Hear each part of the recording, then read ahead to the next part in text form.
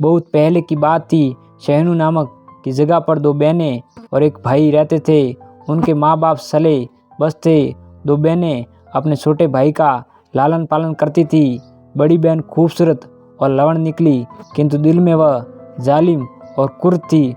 उसे आदमी का मांस खाने की लत पड़ गई थी।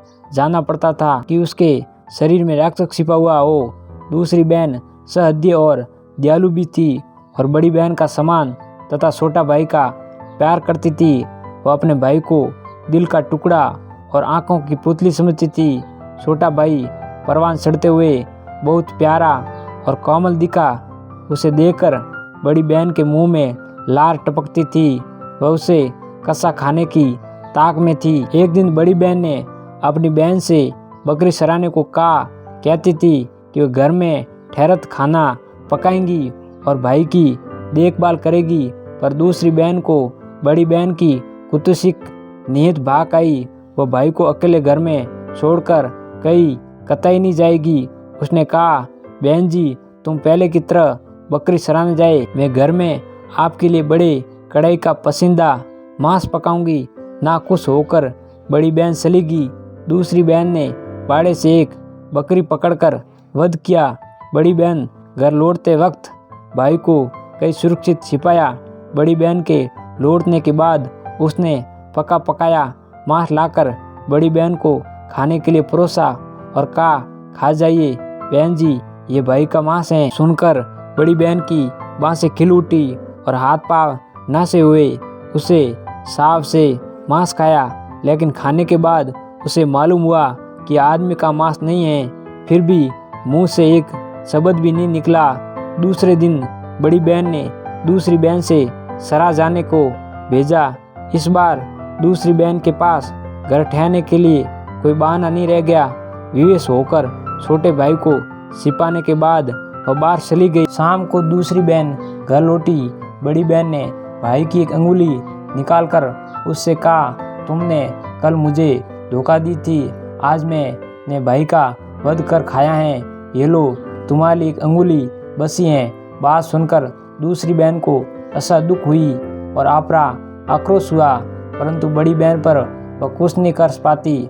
असीम पीड़ा सहते हुए वह बड़ी दुख से रो रही थी और भाई की अंगुली थामे पहाड़ के पास एक स्तूप बनाया और अंगुली का स्तूप के अंदर रखी। वह बार बार पूजा अर्चना करती रही और भाई की आत्मा के शांत होने की दुआ करती रही। दूसरे दिन दूसरी बहन बकरी चराने पार पड़ गई। वह उसने पाया कि स्तूप एक छोटे मंदिर के रूप में बदला। उसे बड़ा आश्चर्य हुआ। देखते ही देखते हवा की एक तेज झोंक आई, जिससे उसकी गोद में रखी ऊनी तौलिया बाहर निकलकर हवा के साथ मंदिर के भीतर चली गई। तौलिया का पीछा करते हुई दूसरी बहन भी मंदिर के अंदर पहुंची। मंदिर में लाल पीला रंग का सोका पहने एक भिक्षु उसके आगे आया और उसने बहन को ढेर रतन मणि और मोती जवेर भेंट किया। खूबसूरत जौहरण आभूषण लेकर दूसरी बहन घर लौटी। उसके हाथों में इन सुंदर कीमती चीज़ों देखकर बड़ी बहन को बड़ा लालच हुआ। उसने ऐसी चीज़ों के आने का रहस्य पूछा। ईमानदार दूसरी बहन ने उसे सच सच बताया। फिर दिन आया, बड़ी बहन अपनी बहन की नकल पर गोद में ऊनी तौलिया ली मंदिर के सामने गई। वह पहुंचने के बाद हवा की कई झोंकें आई, लेकिन उसकी गोद में से तौलिया नहीं हिला। लाचार होकर बड़ी बहन ने तौलिया को मंदिर की छत पर फेंका। वह खुद मंदिर के भीतर गई।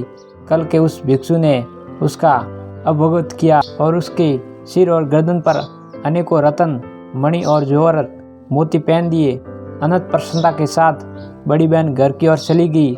राक्षस जैसी बड़ी बहन तब एक हरी भरी झील के पास पहुंची। वह देखना चाहती थी कि पानी में सुंदर आभूषण पहनी उसकी परछाई कैसी है, किंतु झील के पानी में अपनी परछाई देखकर वह आतंक के मारे वह झील में गिरकर काले मुंह में चली गई।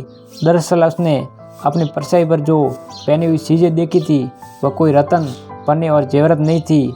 उस सिर के माथे पर कुंडली मारे बैठे जहरीले सांप और गर्दन छाती पर रेंगते विषाक्त कीड़े मकोड़े थे।